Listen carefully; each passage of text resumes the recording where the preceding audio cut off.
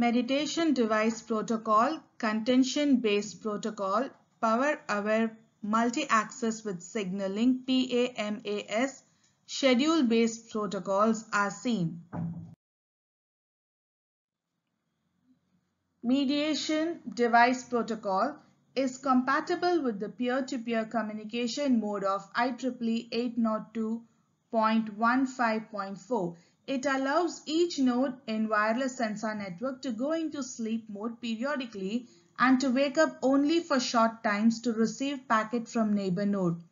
There is no global time reference. Each node has its own sleeping schedule and does not take care of its neighbors' sleep schedules. Upon each periodic wake-up, a node transmits a short query beacon indicating its node address and its willingness to accept packets from other nodes.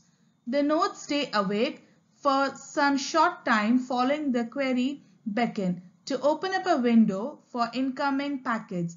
If no packet is received during this window, the node goes back into sleep mode. When a node wants to transmit a packet to the neighbor, it has to synchronize with it. One option would be to have the sender actively waiting for query beacon, but this wastes considerable energy for synchronization purpose only. The dynamic synchronization approach achieves its synchronization without requiring the transmitter to be awake permanently to detect destination's query beacon. To achieve this, a mediation device MD is used. The mediation device is not energy constrained and can be active all the time. This scenario is illustrated.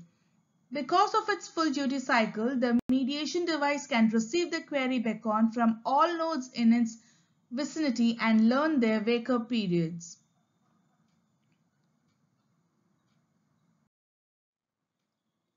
Suppose the node A wants to transmit a packet to node B. Node A announces the mediation device by sending periodically request to send, that is RTS packet, which the MD captures. Node A sends its RTS packets instead of its query beacon, and thus they have the same period. Again, there is a short answer window after the RTS packet where A listens for answer. After MDS has received A's RTS packet, it waits for B's next query beacon.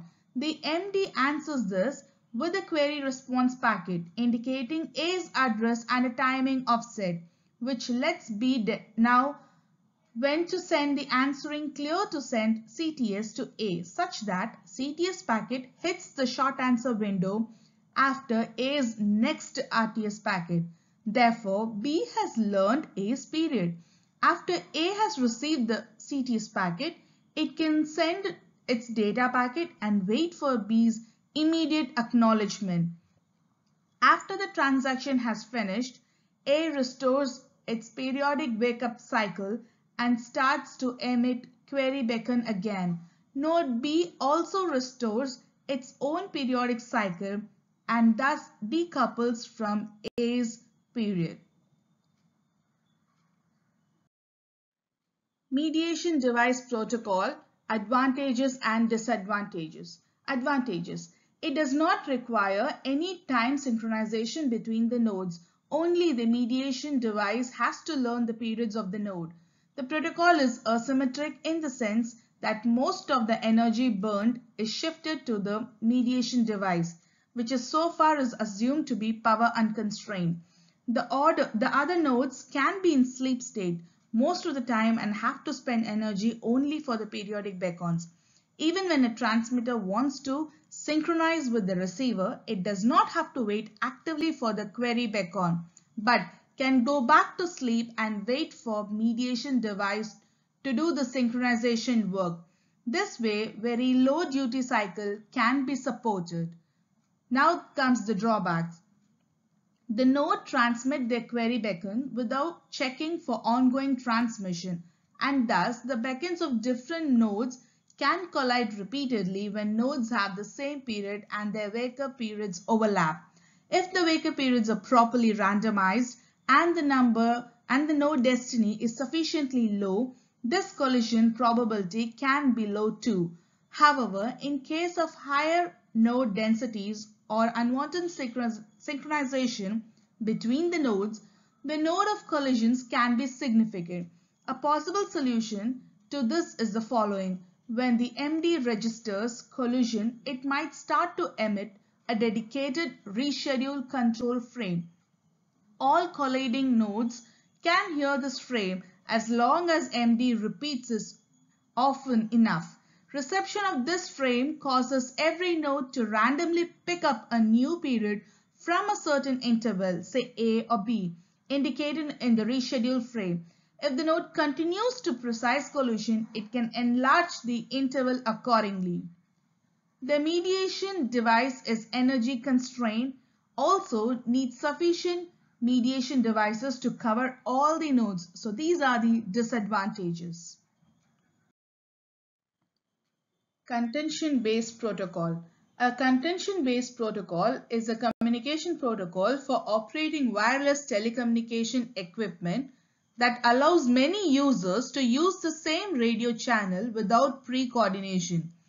Contention-based protocol is based on relaxed time synchronization requirements in which nodes compete in probabilistic coordination.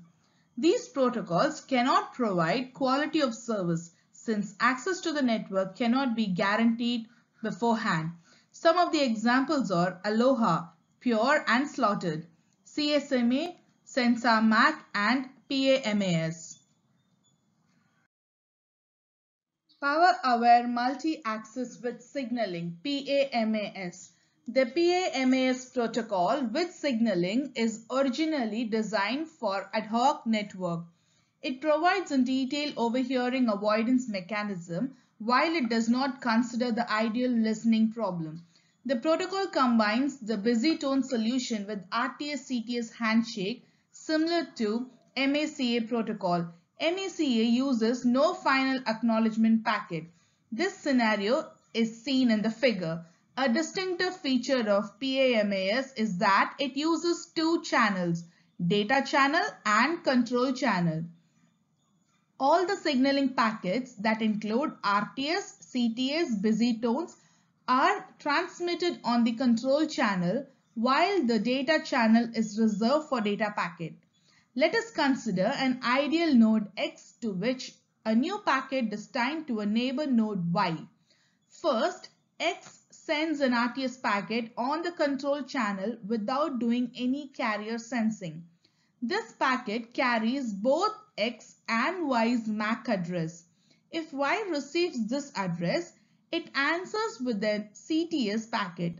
If Y does not know of any ongoing transmission in its vicinity. Upon receiving the CTS, X starts to transmit packet to Y on the data channel. When Y starts to receive the data, it sends out a busy tone on the control channel. If Y fails to receive a CTS packet within some time window, it enters the backoff mode where a binary exponential backoff scheme is used and it is chosen for a time interval that is doubled after each failure to receive a CTS. Now let's look at the nodes receiving X as RTS packet on the control channel. There is the intended receiver Y and there are other nodes. Let Z be one of them. If Z is currently a receiving packet, it reacts by sending a busy tone packet which overlaps Y's CTS at node X and effectively destroys CTS. Therefore, X cannot start transmission and Z's packet reception is not distributed. Since the busy packet is longer than CTS, we can be sure that CTS really destroyed. Next, we consider the intended receiver Y. If Y knows about the ongoing transmission in its vicinity, it suppresses its CTS causing X to back off. Node Y can obtain this knowledge by either sensing the data channel or by checking whether there are some noise on control channel immediately after receiving the RTS. This noise can be RTS or CTS of another node colliding at Y. In the other case, Y answers with the CTS packet and starts to send out a busy tone packet as soon as X's transmission has started. Furthermore, Y sends out busy tone packet each time it receives some noise or valid packet on the control channel to prevent its neighborhood from any activities. Suppose that X wakes up and finds the data channel busy. There are two cases to distinguish: either X has no own packet to send or X wants to transmit. In the first case, X desires to go back into sleep mode and to wake up exactly when the ongoing transmission ends to be able to receive an immediately following packet. Waking up at the earliest possible time has the advantage of avoiding unwanted delay. Hence, since X may not have overheard the RTS, CTS or data packet header belonging to the ongoing transmission, it runs a probing protocol on the control channel to inquire the length of the ongoing packet. In other case, X wakes up during an ongoing transmission and wants to transmit a packet. Therefore, X has not only to take care of ongoing transmission but also to ongoing reception in its vicinity. To find the time for the next wake up, X runs described probing protocol for the set of transmitters, giving a time t when the longest ongoing transmission ends. In addition, X runs a similar probing protocol for the set of receiver in its neighborhood, indicating the time r when longest ongoing reception ends. Finally, X schedules its wake-up time for time. The rationale of this choice is if t is less than r, waking up at t might give another node Y a chance to transmit a packet to X without any additional delay. The advantages of PAMS are: it works effectively in power conservation. It achieves power saving from 10% to almost 70% without affecting the delay and throughput behavior of the basic protocol.